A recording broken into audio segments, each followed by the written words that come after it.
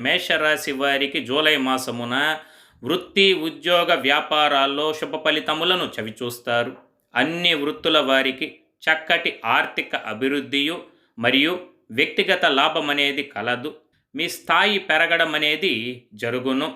మీరు చేస్తున్న ఉద్యోగ విషయాలలో ముందంజ ఉంటుంది.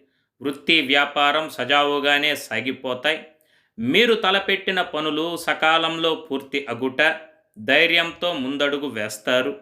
పుష్కలమైన ఆరోగ్యం అనేది ఉంటుంది మరియు వ్యవహార జయము కలదు. ఎన్నాళ్ళ నుండో వాయిదా పడుతూ వస్తున్న ముఖ్యమైన పనులను ఈ మాసం మీరు ఖచ్చితంగా పూర్తి చేస్తారు.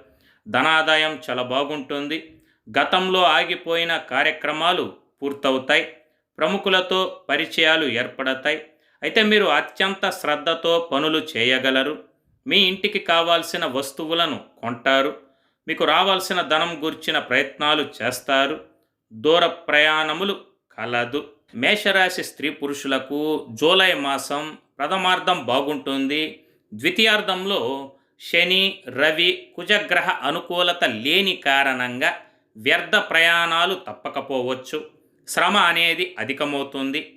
ఆదాయమునకు మించిన ఖర్చులు చేయుదురు. ఎంత ప్రయత్నించినా ఖర్చులు అదుపులోకి తేవడం కష్టతరమవుతుంది.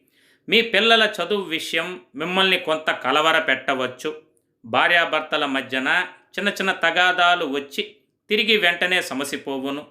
మీరు చేపట్టే పనుల యందు ఆటంకములు, సోదరవర్గంతో వైరములు, ప్రయాణములందు ఇబ్బందులు, అకాల భోజనములు, కొందరితో మాటా పట్టింపులు, శత్రువుల వల్ల కొంత కష్టములు సమస్యలనేవి తప్పవు.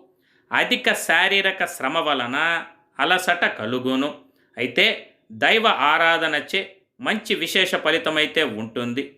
ఇది మాస ద్వితీయార్థంలో మీకు కలిగే ప్రతికూల ఫలితాలుగా చెప్పాలి.